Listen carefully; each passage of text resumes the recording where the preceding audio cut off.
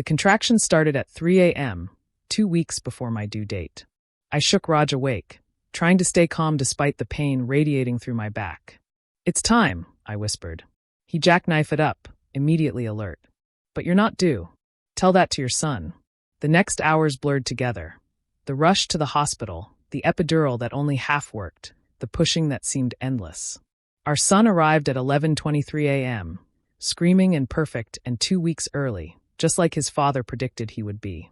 "Impatient like his mother," Raj said, tears streaming as he held our boy for the first time. "Practical," I corrected, exhausted but euphoric. He knew mommy had deadlines. What I didn't know was that while I was bringing life into the world, Raj's parents were destroying 5 years of my life's work. The problems with Geeta and Vivek Kumar had started the day Raj introduced me as his girlfriend. I wasn't the right caste, the right family, the right anything. But the breaking point was my career. An inventor? Geeta had said the word like it tasted sour. "What does that mean?" "It means she creates solutions to problems," Raj had explained proudly. "Anaya has 3 patents pending." Pending. Vivek had latched onto the word. "So nothing actual. Just tinkering." "It's not tinkering," I'd tried to explain. "I'm developing a water purification system that could provide clean drinking water in rural areas without electricity." "Very nice hobby," Geeta had dismissed. "But when you have children, you'll focus on important things." That was 3 years ago. Since then, every family gathering included snide comments about my hobby, my gadgets, my wasteful spending on junk. They couldn't understand why Raj had married someone who spent nights in the garage workshop instead of the kitchen. "At least she has a real job," Geeta would tell relatives, referring to my position as an engineering consultant. They never mentioned the inventions. Never acknowledged the prototypes, the late nights, the small innovations that were slowly gaining recognition. The water purification device was my breakthrough. 5 years of development, countless prototypes, 3 complete redesigns. It used solar power and locally available materials to create a filtration system that could work anywhere. No complex parts. No expensive maintenance. Just clean water for communities that needed it. I'd submitted the patent application 6 months before getting pregnant. The prototype sat in our garage workshop, along with the testing equipment, documentation, and 4 earlier versions showing the evolution of the design. Now, holding my hours-old son, I felt like everything was falling into place. My baby, my invention, my future, all of it finally coming together. "I called my parents," Raj said apologetically. "They're on their way." My heart sank a little, but I pushed it aside. Maybe seeing their grandchild would soften them. Maybe they'd finally see me as more than the disappointing daughter-in-law who played with tools. They arrived that evening, Geeta clutching temple flowers and Vivek carrying what looked like half a gift shop. "My grandson." Geeta pushed past me like I was furniture, reaching for the baby. "So beautiful. He looks just like Raj." "Anaya did all the work," Raj said pointedly. "Yes, well, that's what women do," Geeta dismissed. "Now, about the naming ceremony." "We've chosen a name," I interrupted. "Arav. Arav Kumar," she tested it. "Acceptable. Now, I'll need to purify the house before you bring him home. All those chemicals and metals in your garage, very bad energy for a baby." "The garage is sealed off from the main house," I explained for the 100th time. "And they're not chemicals, they're junk," Vivek finished. "We know. Don't worry, we'll help clean while you're recovering." "No cleaning necessary," Raj said firmly. "We like our house as it is." But I was too exhausted to worry about their veiled threats. The C-section I'd ended up needing had left me weaker than expected. The next 2 days in the hospital passed in a haze of feeding attempts, diaper changes, and pain medication. On day 3, the pediatrician decided to keep Arav an extra day for jaundice treatment. "Nothing serious," she assured us. "Just a little light therapy. But it means another night here." Raj had to return to work. He'd already used up his paternity leave days when we thought I'd deliver on time. "I'll come straight here after," he promised, kissing both Arav and me. My parents offered to check on the house, maybe bring some meals. "That's fine," I said, too tired to argue. What harm could they do bringing food?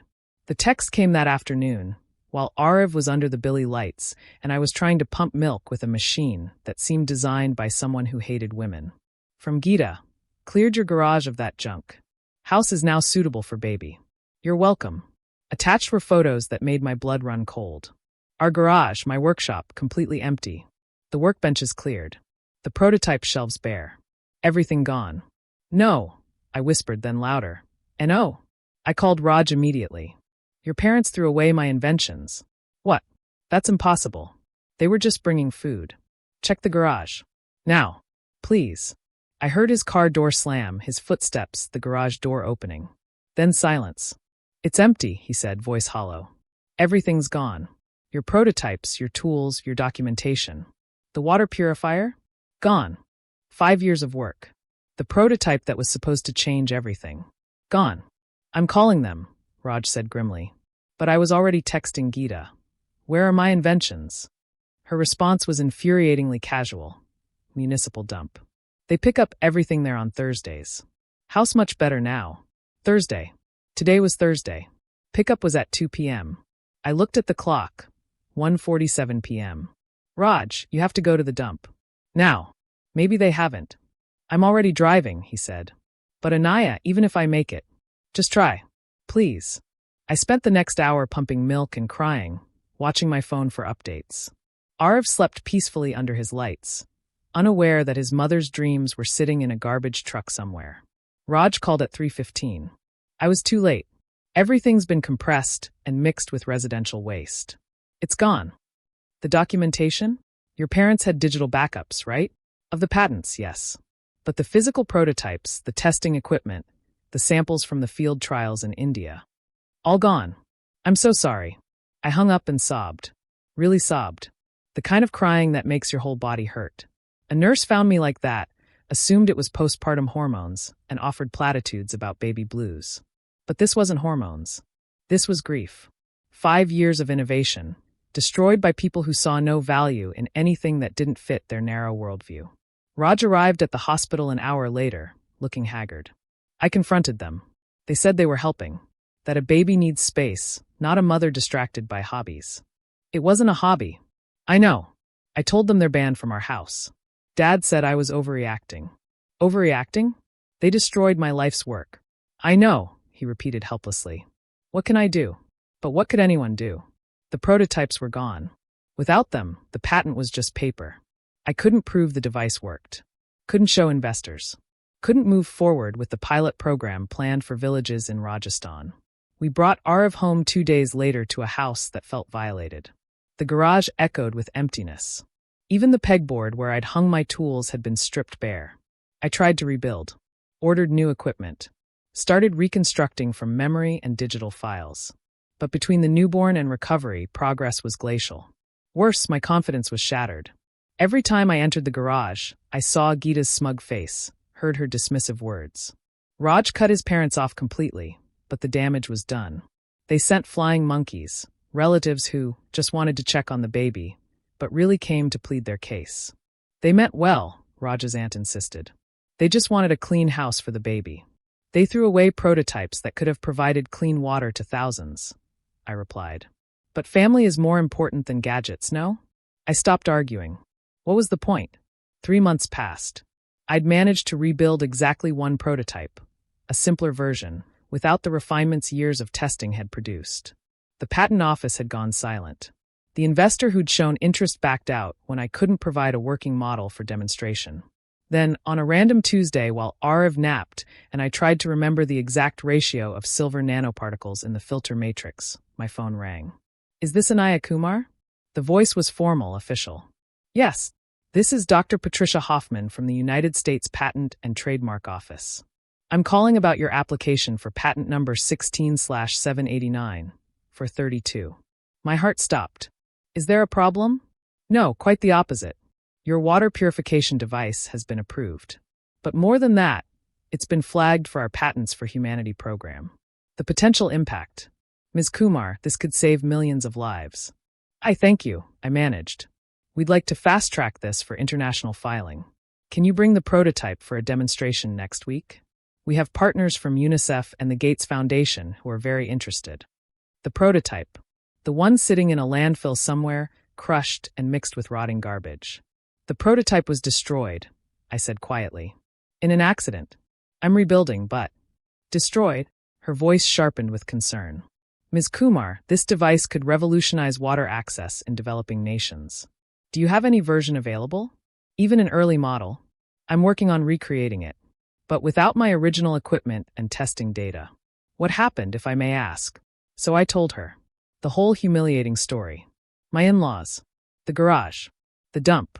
Silence on the other end. Then, they threw away a humanitarian invention because they thought it was junk. They didn't understand what it was. Ms. Kumar, I've been reviewing patents for 20 years. Your innovation is one of the most elegant solutions I've seen.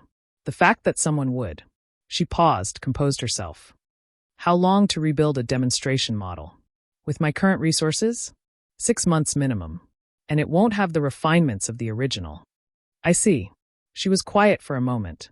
This is highly unusual, but given the circumstances and the potential impact, would you be open to assistance?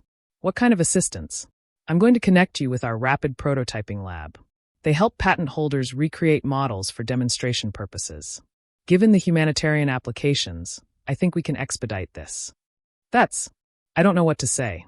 Say you'll have a working model ready in 3 weeks. The UNICEF team will be in DC then. This is too important to let ignorance and prejudice win. I started crying again. But this time, tears of hope. Also, Dr. Hoffman added, have you considered filing charges? Destruction of intellectual property is a serious crime. They're my husband's parents, and they destroyed what could save millions of lives. Think about it. The next weeks were a whirlwind. The USPTO's lab was a dream, equipment I'd never been able to afford, technicians who understood immediately what I was trying to achieve. We recreated not just one prototype but 3, each showing different applications. Raj took leave to watch Arav while I worked 18-hour days. He never complained, never suggested I slow down. This is your moment, he said. We'll handle everything else. The demonstration went better than I'd dreamed. The UNICEF representatives watched in awe as contaminated water went in one end and potable water came out the other, powered by nothing but a small solar panel. The cost per unit? One asked. Under $50 at scale. Less if manufactured locally. And maintenance? Replace the filter every 6 months. No special tools required.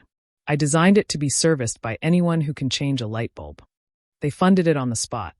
Not just research money, implementation money. Enough to set up manufacturing, run pilot programs, hire staff. We'll start in Rajasthan, the lead representative said. 2,000 units for the first phase. If it works as well in the field as in the lab. It will, I promised. The news broke a week later. Local inventors' water purification system to bring clean water to thousands. The article mentioned the patent approval, the UNICEF partnership, the potential to scale to millions of units. My phone rang nonstop. Reporters, investors, aid organizations. And inevitably, Raj's parents. Geeta's text was predictably tone-deaf. Saw news about your water thing. You should thank us for motivating you to work harder. When can we see grandson? I didn't respond. But Raj did. You destroyed her life's work. You stole 5 years of innovation. The only reason she succeeded is her brilliance and determination, not your cruelty. You will never see our son. He deserves better than grandparents who destroy what they don't understand. The flying monkeys intensified. Relatives calling about family unity, forgiveness, moving forward. But I was done explaining myself to people who saw innovation as inferior to convention. 6 months later, I stood in a village in Rajasthan, watching a grandmother fill a cup with clean water from our purifier. Her gratitude was overwhelming. My grandchildren won't get sick now, she said in Hindi, pressing my hands. You've given us life. Raj stood nearby, Arav on his hip taking photos. Our son, now crawling and babbling, reached for the cup of clean water. That's Mama's invention, Raj told him.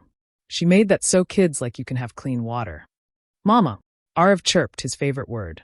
The UNICEF coordinator approached. The initial data is exceptional. 98% reduction in waterborne illness. The board wants to expand to 50,000 units. I'll need a bigger team, I said. Whatever you need. This is going to change everything. That night, in our hotel room, I showed Raj the latest message from his parents. They'd seen the international coverage, the awards, the recognition. Suddenly, they were proud of their inventor daughter-in-law. Want to build our son's future together, Geeta had written. Past is past. Past is past. Raj laughed bitterly.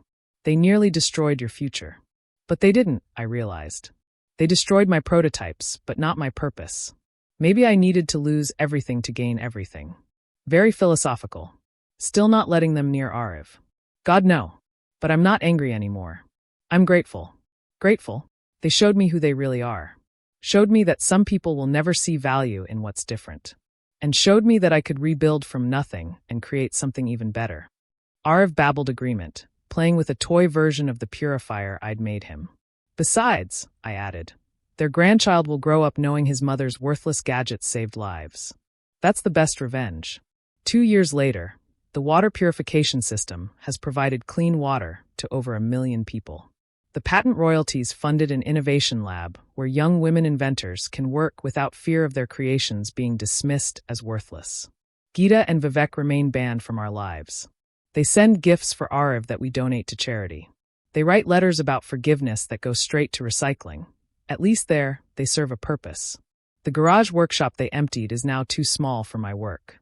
But I keep one corner exactly as it was, a reminder of where I started and what I survived. On the wall hangs a photo from Rajasthan, a child drinking clean water, alive because someone threw away my life's work and forced me to build it better. Turns out, the only thing truly worthless in this story was the opinion of people who couldn't see the value of innovation. The water keeps flowing. The children keep drinking. And somewhere in a village halfway around the world, a mother fills a cup with clean water and whispers a blessing for the inventor who refused to let ignorance win. That's worth more than all the prototypes in the world.